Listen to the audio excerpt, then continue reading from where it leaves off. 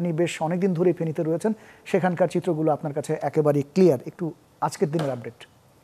ইমতিয়াজ, বলতে গেলে বন্যার যে পরিস্থিতিটা আসলে শুরু হয়েছিল এক সপ্তাহ আগে থেকে, আসলে বন্যার এই যে রেসটা সেটা কিন্তু ফেনীর পরশুরাম এলাকায় শুরু হয়। তখন থেকে আস্তে আস্তে করে সেটা ছড়িয়ে পড়ে এই উপজেলার, এই ফেনী জেলার মধ্যে 5টি উপজেলায়। বর্তমানে প্রায় 109টি গ্রাম, আজকে সকাল পর্যন্ত জেলা প্রশাসনের তথ্য মতে 5টি উপজেলার 109টি গ্রাম কিন্তু প্লাবিত হয়েছে।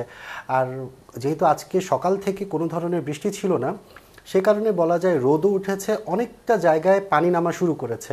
তবে এখনও পরশুরাম উপজেলা আর বলতে গেলে ফুলগাজী, এই দুটি উপজেলায় এখন পর্যন্ত অনেক জায়গায় যোগাযোগ বিচ্ছিন্ন।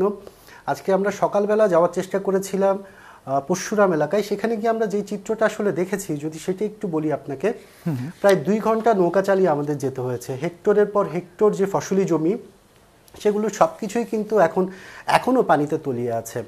তবে যেটি স্বস্তির বিষয় সেটি হচ্ছে যে পানির ঢল সেটি কিন্তু বন্ধ হয়েছে, যেটি মূলত সীমান্ত দিয়ে ভারতের ত্রিপুরা থেকে যে পানির ঢলটি মূলত পরশুরাম দিয়ে প্রবেশ করে, সেটি বন্ধ হওয়ার কারণে এখন অনেকটা স্বস্তি হয়েছে, কারণ সে পাশেও কিন্তু বৃষ্টিটি এখন বন্ধ হয়েছে। তবে সার্বিক যে বিষয়টি আজকে আমরা লক্ষ্য করেছি সেটি হচ্ছে যে ফুলগাজীর বিভিন্ন জায়গা, যেহেতু পরশুরাম একটি উঁচু জায়গা, সেখান থেকে পানির যে ঢলটা সেটি কিন্তু এখন নিচু যে এলাকাগুলো সেগুলো প্লাবিত করছে। আর সেগুলো প্লাবিত করতে করতে কিন্তু সে আস্তে আস্তে যে পানিটি কমে আসছে। তাই বলা যায় ফুলগাজীর বেশ কিছু জায়গা, পরশুরামের বেশ কিছু জায়গা এখন অনেকটা আগের অবস্থানে ফিরে এসেছে। তবে ফুলগাজী সহ ছাগলনাইয়া, এই দুটি উপজেলার বিভিন্ন জায়গায় এখনও কিন্তু সেই বন্যা কবলিত মানুষরা পানিবন্দী অবস্থায় আছে। আমরা আজকে যতটুকু জানি, সর্বশেষ তথ্য অনুযায়ী এখন পর্যন্ত 82টি আশ্রয় কেন্দ্রে প্রায় 7,000-এর বেশি মানুষ কিন্তু এখনও রয়েছে। এই হচ্ছে এখানকার বর্তমান বন্যা পরিস্থিতি। আকাশ, আরেকটি বিষয় আপনি বলছিলেন যে 5টি উপজেলার 9টি গ্রাম প্লাবিত হয়েছে, এর মধ্যে 2টির কথা বলছিলেন, মূলত পরশুরাম এবং ফুলগাজীর কথা আপনি বলছিলেন। ওখানকার যারা এখন পর্যন্ত ক্ষতিগ্রস্ত অবস্থায় রয়েছেন, তারা কি আশ্রয় কেন্দ্রে যেতে পেরেছেন নাকি না তারা তাদের বাসস্থানগুলোতে রয়েছেন, বা তাদের ক্ষয়ক্ষতির পরিমাণগুলো কেমন দেখছেন আপনি? প্রথমেই বলে রাখি যে 5টি উপজেলার মধ্যে 9টি না, 109টি গ্রাম। আর 109টি গ্রামের মধ্যে যে উপজেলাগুলো রয়েছে, বিশেষ করে যদি ফুলগাজীর কথা বলি, ফুলগাজী কিন্তু এখন অনেকটাই যোগাযোগ বিচ্ছিন্ন। ফুলগাজীর বিস্তীর্ণ কিছু গ্রাম আছে যেখানে অনেকেই যেতে পারছেন না, কারণ যোগাযোগের বিষয়ের ক্ষেত্রে যেটি হয়েছে, গতবার বন্যায় কিন্তু পানির যে পরিমাণ ছিল সেখানে নৌকা, বোট অনেক কিছু নামানো সম্ভব হয়েছে।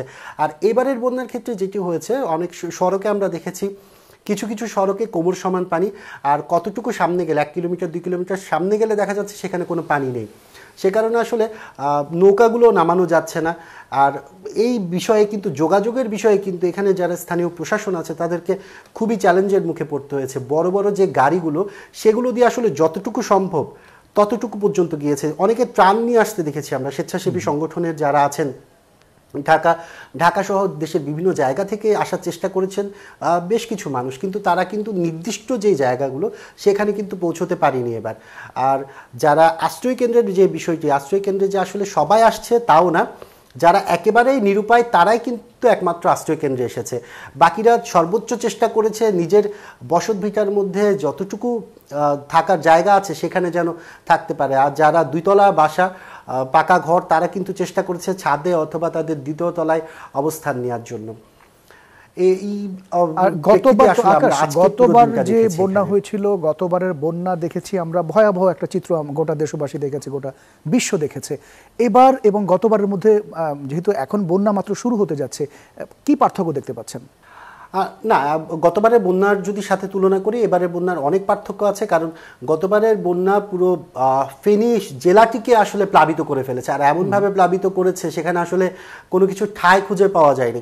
এবার বিষয়টি সেরকম হয়নি। এবার বিষয়টি হচ্ছে 2টি উপজেলাকে যদি আমি কেন্দ্র করি, বিশেষ করে পরশুরাম আর ছাগলনাইয়া, এই 2টি উপজেলা বেশি ক্ষতিগ্রস্ত হয়েছে। বাকি যেগুলো, সেগুলোর মানুষজন কিন্তু যে খুব বেশি আশ্রয় কেন্দ্রে আসতে হয়েছে তাও না, তারা মোটামুটি পানির যে ঢল, সেই ঢলের মধ্যে কিন্তু তারা আটকে গেছে। আর এখানে আরেকটি জিনিস খুবই গুরুত্বপূর্ণ, সেটা হচ্ছে যে বাঁধগুলো যেগুলো ভেঙে পড়ছে, 21টি বাঁধ, সর্বশেষ আজকের দিন পর্যন্ত আমরা খবর পেয়েছি 22টি বাঁধ কিন্তু ভেঙেছে, যেগুলো সীমান্ত এলাকায় নদীরক্ষা বাঁধ আছে। সেই বাঁধগুলোর কারণে মূলত এই বন্যার যে পরিস্থিতি সেটি তৈরি হয়, নাইলে এখানকার যারা স্থানীয়রা আছেন তারা বলছেন বছরের পর বছর তারা দেখেছেন কখনো কিন্তু বৃষ্টির কারণে তাদেরকে জলাবদ্ধতা অথবা বন্যার শিকার হতে হয়নি, সামান্য বন্যা হলেও সেটি শেষ হয়ে গিয়েছে। তবে গত বছর আর এই বছর যে বন্যাটা তারা দেখছেন তার একমাত্র কারণ হচ্ছে এই বাঁধ, কারণ টেকসই বেড়িবাঁধ কিন্তু এখনও এই ফেনীবাসী পায়নি, যেটি তাদের দীর্ঘদিনের দাবি।